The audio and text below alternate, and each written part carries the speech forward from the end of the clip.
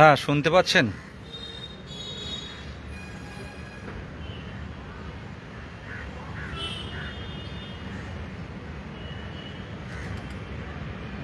শুনতে পাচ্ছেন?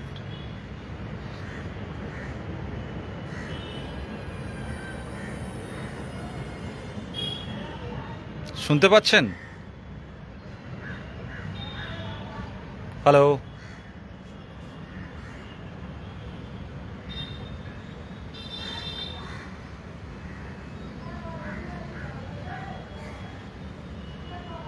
নমস্কার।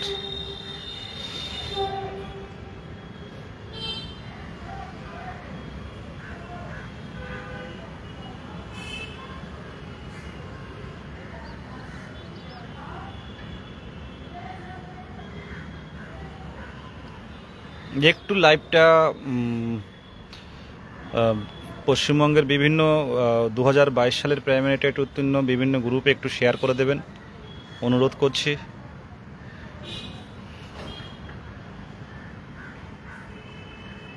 ধন্যবাদ।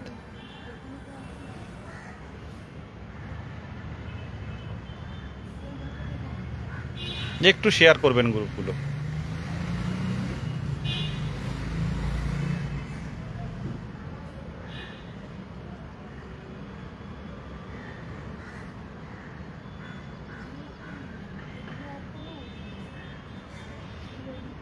একদমই সোহা।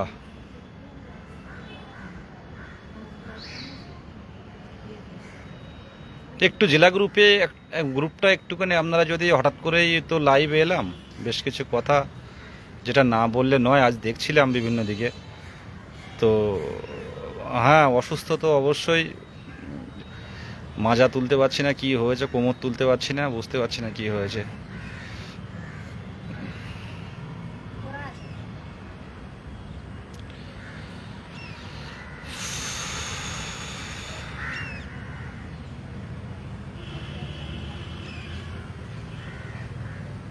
কোচবিহার আজিজুল রহমান ভাই বলছেন 9 তারিখের বিষয়ে বলো।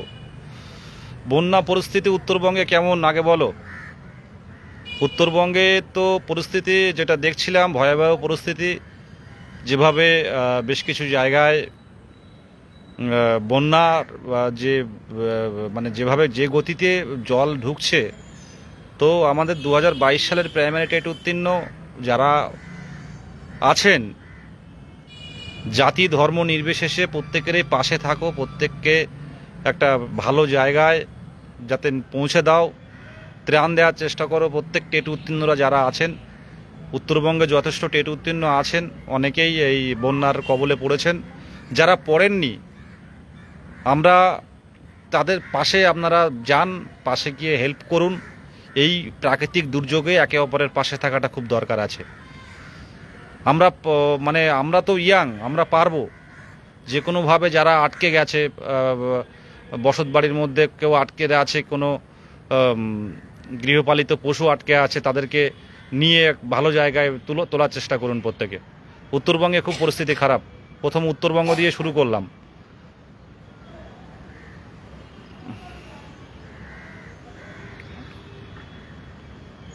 হ্যাঁ, নদিয়া গ্রুপের ব্যাপারটা পরে বলছি। যাই হোক, আমি যে কয়েকটা কথা বলবো, যে শিয়ালদা থেকে শুরু করে, পূর্ব বর্ধমান থেকে শুরু করে, নদিয়া মুর্শিদাবাদের বহরমপুর থেকে শুরু করে বেশ কিছু খবর আসছে, যেখানে প্রচুর ক্যান্ডিডেটরা ইন্টারভিউয়ের জন্য যাচ্ছে। বিশাল, বারান্দায় জায়গা না পেলেও উঠোনে গিয়েও পড়াশুনো করছেন।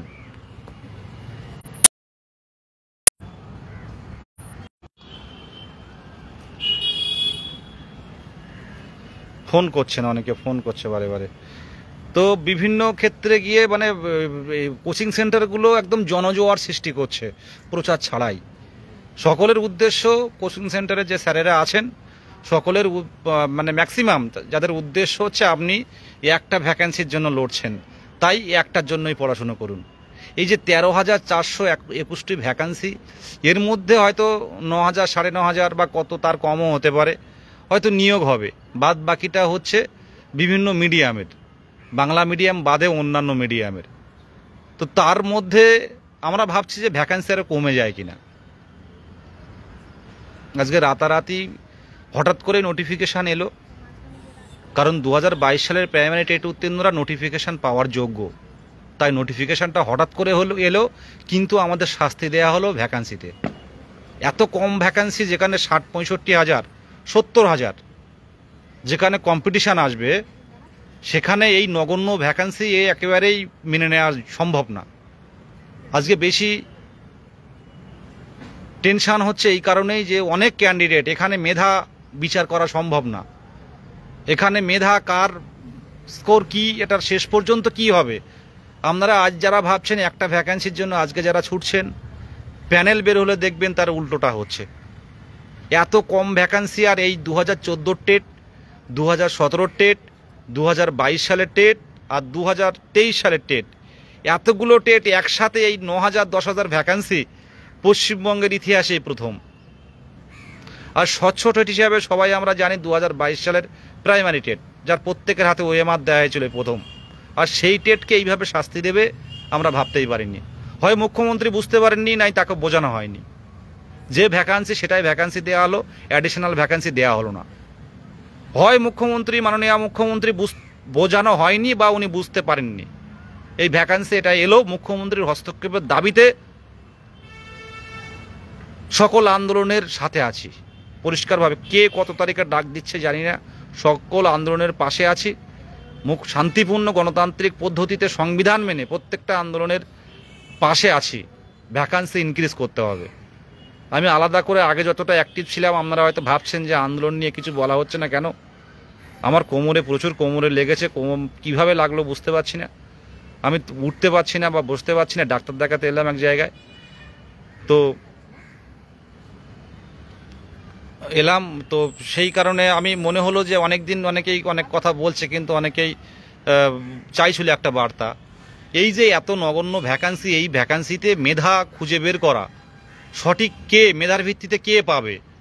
একটা ভ্যাকান্সি, একটা শূন্য পদের পিছনে যদি 7-8 জন একটা শূন্য পদের পিছনে লড়াই করে, তো এখানে দেখুন এইখানটা কি করে বুঝবে। 50,000 না হোক, 30, 35, 40 হতে পারতো, 30 হতে পারতো অন্তত। সেটাও সেক্ষেত্রে সবার চাকরি চাইছি না, কিন্তু 30ও তো হতে পারতো। দিকে দিকে স্কুল বন্ধ হচ্ছে, অলরেডি শিক্ষকের অভাবে। অনেকে বলছেন শিক্ষার্থী নেই। হ্যাঁ, শিক্ষার্থী নেই, তার পিছনে শিক্ষক নেই, এটাও একটা বড় কারণ। একদম 14, 17, 22, 23, 13,400 আপনারা হিসেব করছেন সঙ্গীত অধিকারী ম্যাডাম, কিন্তু এই 13,400 তো আপনাদের জন্য নয়, এটা অন্য মিডিয়াম ঢুকে আছে। সবগুলো তো নিয়োগ হবে না। আপনি বাংলা মিডিয়ামের ইন্টারভিউ দেবেন, আপনি কি সাঁওতালি মিডিয়াম কিংবা আদার্স যেগুলো আরবিক থেকে শুরু করে আপনার ইংলিশ মিডিয়াম, এগুলো হিন্দি মিডিয়াম, এগুলো তো আপনি যেতে পারবেন না। ওগুলো ওইভাবেই থেকে যাবে। আর ওই ভ্যাকান্সি কোনোদিন ক্যারি ফরওয়ার্ড হয়ে বাংলা মিডিয়ামে আসবেও না। আপনারা অনেকেই যাদের 28, 27, 26, 29 স্কোর আছে, তারাও হয়তো ভাবছেন যে সেফ জোনে আছি আমরা দাঁড়ালেই 2-4 নাম্বার পেয়ে যাব, চাকরি পেয়ে যাব। কিন্তু এবারের ব্যাপারটা একটু অন্যরকম হবে। পরিষ্কারভাবে জানাচ্ছি, যদি পারেন মুখ্যমন্ত্রীর হস্তক্ষেপের দাবি রাখুন। লেবার ডিপার্টমেন্ট অনুমোদন দেয় না বা অনুমোদন দিতে চায় না এমন নয়। মুখ্যমন্ত্রী চাইলে, মাননীয় মুখ্যমন্ত্রী চাইলে লেবার ডিপার্টমেন্টও চাইবে। 2014 টেট 16 রিক্রুটমেন্ট, এই 17 পর্যন্ত চলেছিল। 48,000 নিয়োগ হয়েছিল, যেই টেটে আজও পর্যন্ত কোনো ওএমআর নেই, যেই টেট আজও পর্যন্ত প্রত্যেকের মুখে মুখে একমাত্র দুর্নীতিগ্রস্ত টেট। এবং সেই টেট থেকে আবার কোভিডের সময় 16,500 নিয়োগ হলো। একই টেট থেকে, 2014 টেট থেকে 16,500 নিয়োগ হলো। আবার 17 সালের প্রাইমারি টেট 21 সালে গিয়ে যেটা হলো, 22-এ নিয়োগ হলো, তার মধ্যে আবার 14 ঢুকলো। তাহলে একটা 14 সালের টেট 3বার সুযোগ পেল, তারা কেউ বসে নেই। 17 টেট অনেকেই আছে, তারা আবার আমাদের সাথে ইন্টারভিউ দেবে। তো এতগুলো টেট একসাথে, আর স্বচ্ছ টেট হিসেবে খ্যাত এই 22 সালের টেট, এদেরকে শাস্তি দেওয়া হলো। দিকে দিকে এই দাবিটা তোলা হোক। আপনারা চাকরি প্রার্থীরা, এখানে কোনো লিডার নেই, এখানে কোনো নেতৃত্ব নেই, প্রত্যেকেই মুখ্যমন্ত্রীর হস্তক্ষেপ দাবি রাখুন, যে করে হোক। লাইভ করছি কিন্তু বারে বারে ফোন আসছে।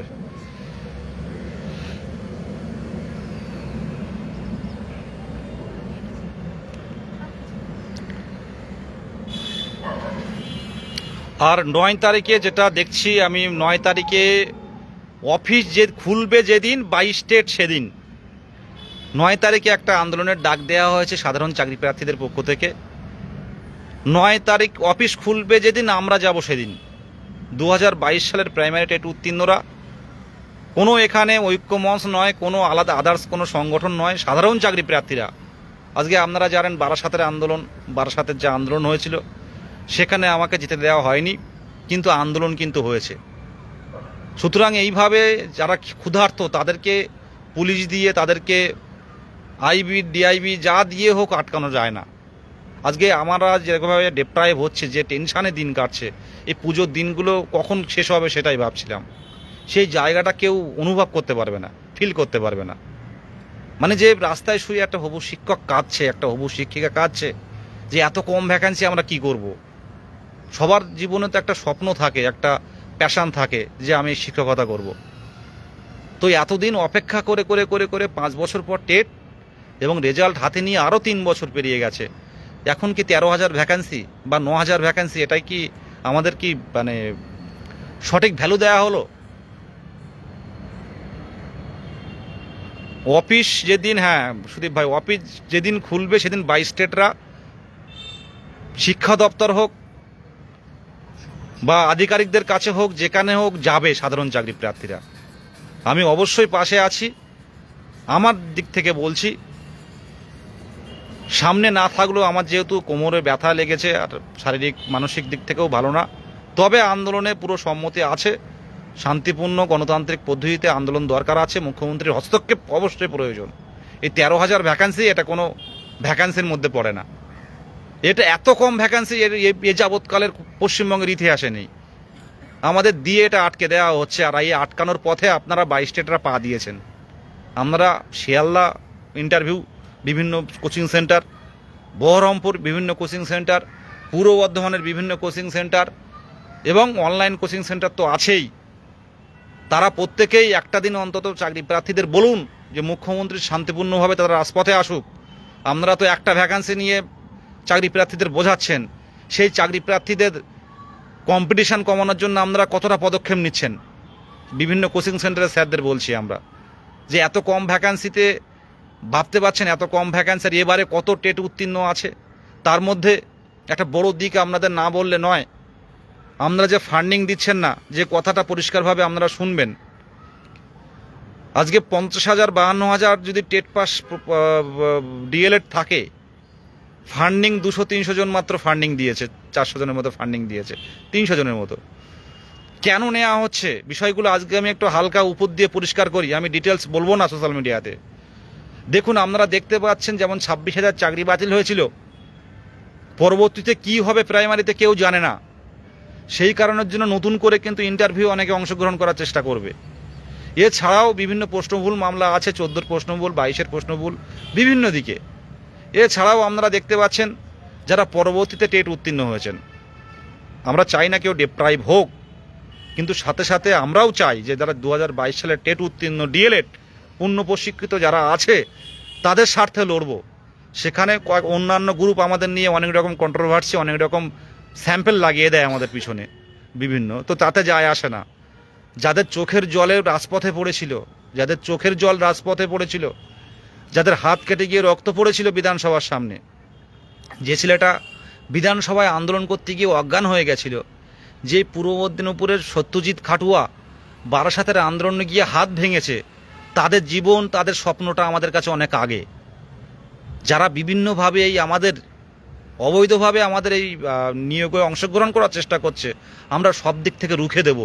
কিন্তু 22 সালে টেট উত্তীর্ণদের একটা কথা বোঝা উচিত যে আপনারা এখনও ফান্ডিং কেন দিচ্ছেন না। 3 থেকে 4টে কিন্তু কেসে ঢুকতে হবে আমাদের। আর এটা যদি কেউ দিতে পারেন তো খুব ভালো, না দিতে পারেন কিন্তু আমরা হাত উঁচু করে নেব। যখন দেখবেন হুড়িয়ে ওই ইন্টারভিউ নোটিফিকেশনে সবাই ঢুকে যাচ্ছে, ইন সার্ভিস থেকে শুরু করে পরবর্তীতে ডিএলএড যারা বিএড বা ডিএলএড করে নিয়ে যারা ঢুকে যাচ্ছে, তখন কিন্তু বলতে আসবেন না। কারণ আমরা সারা দিন এই কাজ নিয়ে বসে নেই। টেট উত্তীর্ণরা যদি কিছুটা কম্পিটিশনে আসতে চান, অল্প কম্পিটিশনের মধ্যে নিজেকে ধরে রাখতে চান, এখনও পর্যন্ত কিন্তু অনেক দিক আছে। হয়তো 10,000 15,000 ভ্যাকান্সি যদি আরেকটু বাড়ানো যায়, সেদিকে তো চেষ্টা চলবে। আর আমার ব্যক্তিগতভাবে মনে হয় অবশ্যই ভ্যাকান্সি মুখ্যমন্ত্রী চাইলে অবশ্যই বাড়তে পারে, আপনারা ভেঙে পড়বেন না, কিন্তু আইনি দিকটাও ছাড়বেন না। টেট উত্তীর্ণরা চেনা অচেনা পরিচিত যারা যা আছেন ফান্ডিংটা দিয়ে সাহায্য করুন, তাহলে এই অন্ততপক্ষে 30 থেকে 35,000 কিন্তু কম্পিটিশান মানে যেটা বাড়বে সেটা কিন্তু মানে না বাড়াতে আমরা আটকাতে পারি, মানে বাড়বে না, কমাতে পারবো না, কিন্তু বাড়তে দেবো না আমরা। এটা যদি আপনারা চান ফান্ডিং দিন, আর সত্যি কথা বলতে কি যদি ফান্ডিং সেইভাবে থাকে তো তাহলে আমরা কেসগুলো লড়বো, না থাকলে কেস লড়বো না, হাত তুলে দেবো।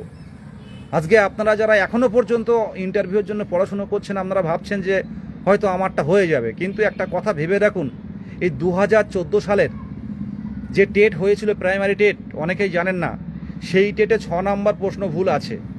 এই 6 নম্বর প্রশ্ন ভুল যেটা সুপ্রিম কোর্টে গেছে, সুপ্রিম কোর্টে কিন্তু আমরা এই পুজোর 1 সপ্তাহ আগে আমরা হিয়ারিং করিয়েছি হরিপ্রিয়া ম্যামকে দিয়ে, অ্যাডভোকেট। সেখানে কিছুটা হলেও কিন্তু আটকে রাখা গেছে, কিন্তু এই মাসে কিন্তু আবার হিয়ারিং আছে। এটা থেকে কিন্তু রায় বের হলে প্রায় 1 লক্ষ টেট উত্তীর্ণরা কিন্তু আমাদের সাথে যুক্ত হবে। 6 নম্বর প্রশ্ন ভুলে কিন্তু অলরেডি কলকাতা হাইকোর্টের অর্ডারে কিন্তু অনেকে চাকরি করছেন, এটা মাথায় রাখবেন। আমাদের নোটিফিকেশনটা ইমিডিয়েট দরকার ছিল, সেটা কিন্তু আনতে পেরেছি, এটা একদিক থেকে আমাদের সফলতা। নোটিফিকেশনটা খুব দরকার ছিল, কিন্তু এই ভ্যাকান্সিটা আমাদেরকে ভাসিয়ে দিল। তো সেই জায়গায় হেরে গেলে যদি কোচিং সেন্টারে সারাদিন সকাল থেকে সন্ধ্যা পর্যন্ত বসে থাকেন, ভ্যাকান্সি বাড়বে না। ইন্টারভিউ দিলেন, ভালোই ইন্টারভিউ দেবেন, কিন্তু পয়েন্টে পয়েন্টে বাদ যাবে, পয়েন্টে পয়েন্টে বাদ যাবে। এখানে 1 নম্বরে বাদ যাবে না, পয়েন্টে পয়েন্টে। এত সমুদ্রের মধ্যে কি করে, কোথায় এত মানে সমুদ্রের মধ্যে এত শামুকের মধ্যে মুক্ত কি করে খুঁজে পাবে বলুন? কার মধ্যে কে কার কপালে যদি হয় তার হয়ে গেল। অন্যান্যবার যে কাট অফ আপনারা দেখাচ্ছেন বিভিন্ন কোচিং সেন্টার থেকে, আমি বলছি এবারের কাট অফটা কিন্তু ওই রকমভাবে হবে না। এবারের কাট অফ হবে এরকম আকাশের মতো কাট অফ হবে একদম পুরো।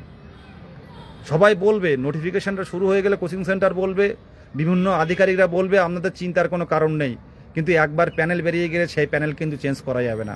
আর যতদিন না পর্যন্ত আমরা স্কুলে ঢুকছি কল লেটার নিয়ে, ততদিন পর্যন্ত সরকার চাইলে ভ্যাকান্সি বাড়াতে পারে।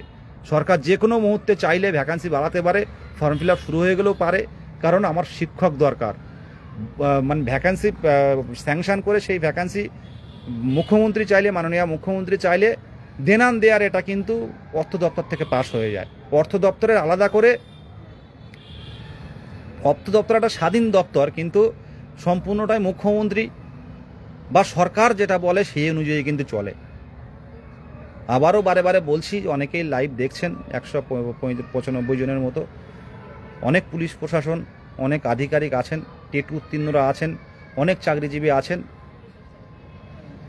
সবার কাছে একটু ভালো করে বুঝবেন যে 2017 টেট হয়েছিল, 2017 সালে টেট হয়েছিল, মানে নোটিফিকেশান দেওয়া হয়েছিল। শেষ যারা ডিএলএড ছিল তারা হচ্ছে 17-19 ব্যাচ।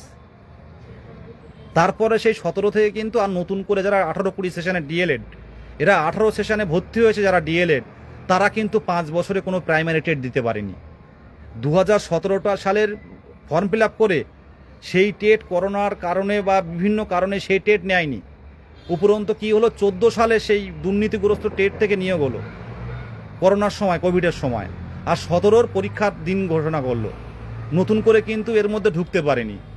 মানে দীর্ঘ 5 বছর, 18 সাল থেকে হিসাব করুন, 18 সাল থেকে হিসাব করুন, 17-18 থেকে হিসাব করুন, 18 সাল থেকে দীর্ঘ 5 বছর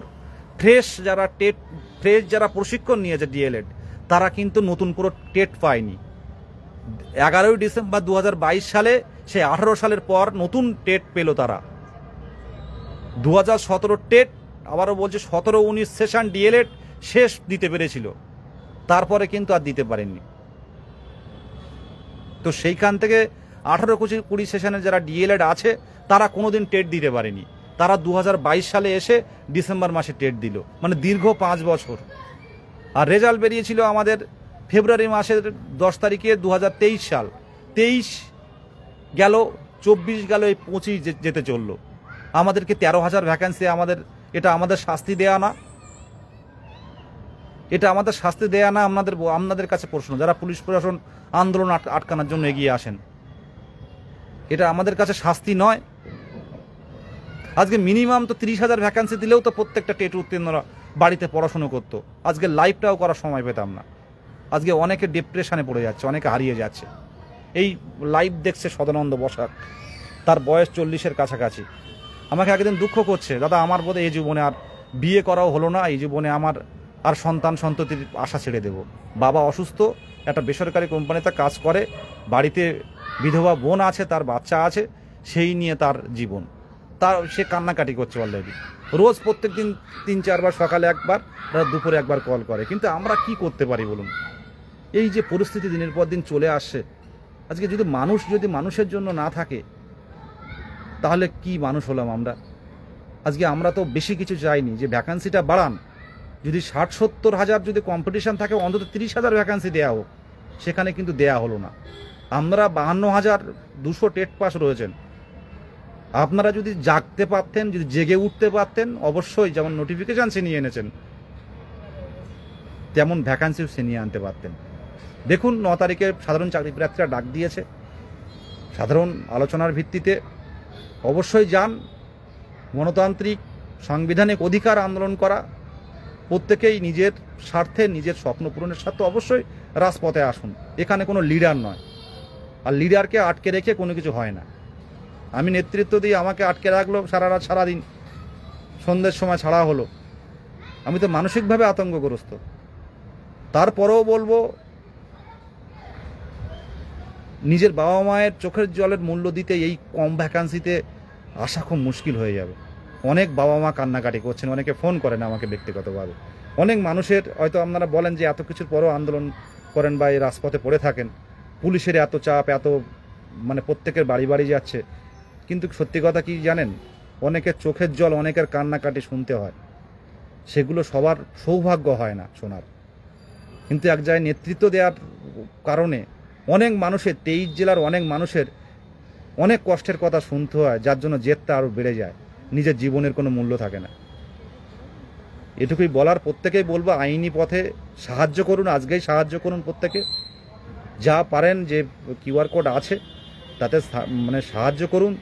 দেখবেন কিছুটা হলেও আমরা বাড়তে দেব না। আর ভ্যাকান্সি ছিনিয়ে আনার জন্য আমরা কিছু কিছু কর্মসূচি রেখেছি, সামনের দিনে অবশ্যই দেখতে পাবেন। তবে 9 তারিখে সাধারণ চাকরি প্রার্থীরা অফিস খোলার পরের দিনেই অফিস খুললো, 22 টেটরা পথে এলো, কারোর কোনো অভিসন্ধি নেই। 2022 সালে টেট উত্তীর্ণদের সরকারকে বিড়ম্বনা ফেলাও তাদের কথা নয়। তাদের কথা একটা, যে ভ্যাকান্সিটা বাড়ান। আর এই শর্ট নোটিশ দেওয়া হয়েছে, এখন ভ্যাকান্সি ইচ্ছে করলে বাড়ানো সম্ভব, 200% সম্ভব। শাহিন আব্বাস ভাই, হ্যাঁ, আশা ছাড়বে না। প্রত্যেকেই নতুন উদ্যমে শুরু করুন, পড়াশুনো করুন, অবশ্যই পড়াশুনো করুন। কিন্তু সপ্তাহে 7 দিন সকাল থেকে সন্ধ্যা পর্যন্ত এই ভ্যাকান্সিতে মানে ইন্টারভিউ পড়ার আমার ব্যক্তিগতভাবে মনে হয় একটু অতিরিক্ত হয়ে যাচ্ছে। পড়াশুনো অবশ্যই দরকার আছে, কিন্তু আমাদের যে সিচুয়েশানটা, অবস্থাটা বুঝতে হবে, অবস্থাটা বুঝতে হবে, অবস্থা বুঝে এগোতে হবে। আজকে আপনারা চিন্তা ভাবনা করছেন না, আমরা একটা ভ্যাকেন্সির পিছনে ছুটছেন। আপনারা জানেন যে আমাদের কত সংখ্যক টেট উত্তীর্ণ আছে আর কত সংখ্যক বাড়তে চলেছে। আমার সামনে দেখা হলে বলবো আমি বিষয়গুলো, আমি সোশ্যাল মিডিয়াতে বলবো না। কত সংখ্যক বাড়তে চলেছে, যেটুকু ঘুমাতে পারতেন সেটুকু ঘুমাতে পারবেন না।